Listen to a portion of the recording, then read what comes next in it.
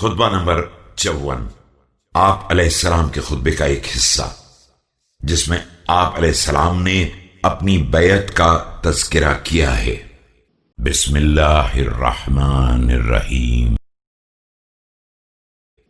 فتداكوا علي تداك الإبل الهيم يوم بردها قد أرسلها راعيها وخلعت مثانيها حتى ظننت أنهم قاتلي أو بعضهم قاتل بعض لدي۔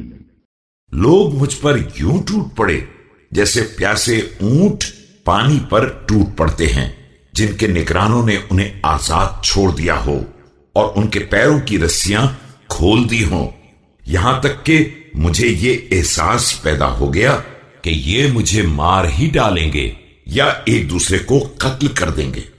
وقد قلبت هذا الأمر بطنه وظهره حتى منعني النوم فما وجدتني يسعني إلا قتالهم أو الجحود بما جاء به محمد صلى الله عليه وآله۔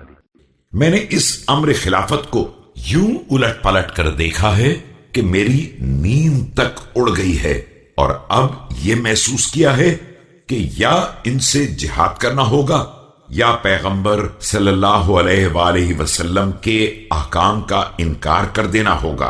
فكانت معالجة القتال أهون علي من معالجة العقاب، وموتات الدنيا أهون علي من موتات الآخرة۔